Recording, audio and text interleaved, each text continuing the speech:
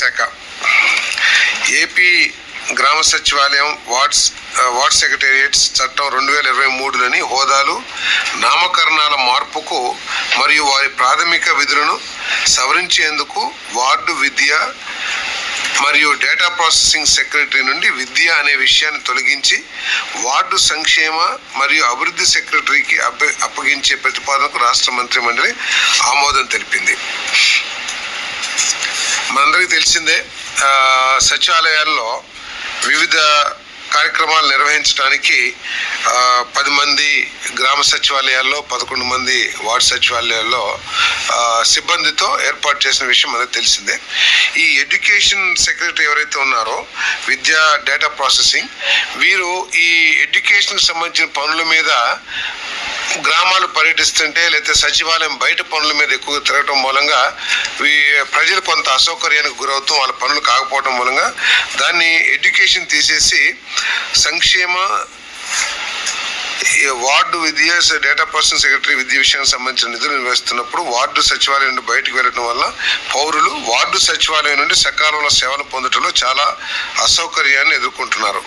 గ్రామ సచివాలయం సంక్షేమ మరియు విద్య అసిస్టెంట్తో సమానంగా ward Vidya and data processing secretary నుండి విద్య విషయాన్ని తొలగించి వార్డు సంక్షేమ మరియు అభివృద్ధి సెక్రటరీకి అప్పగించాల్సిన అవసరం ఉంది. అంటే ఇది నామన్క్లేచర్ చేంజ్ చేయడం, కొద్దిగా విధులు మార్చడం.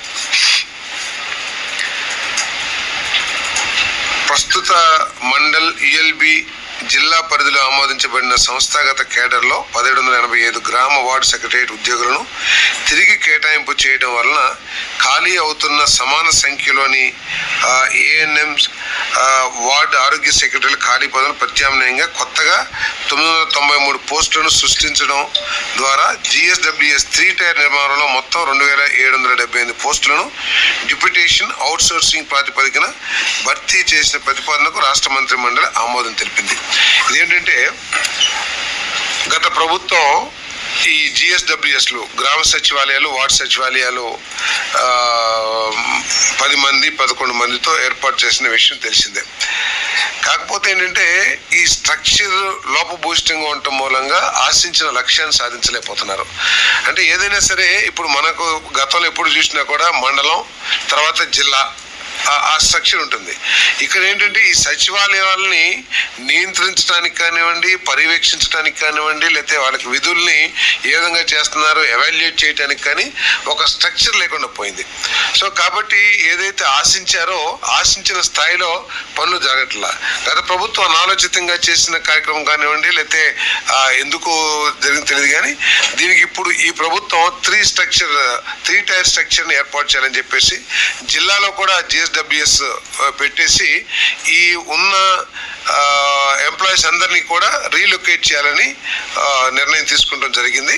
మరి దాని ద్వారా ఏర్పడే 993 పోస్టులను సృష్టించడం, అదేవిధంగా 2778 పోస్టులని డిప్యూటేషన్ మీద కానీ అవుట్సోర్సింగ్ మీద కానీ అపాయింట్ చేసుకోవడానికి చేసిన ప్రతిపాదనని మరి ఆమోదించడం జరిగిందని చెప్పేసి నేను మనవి చేస్తాను.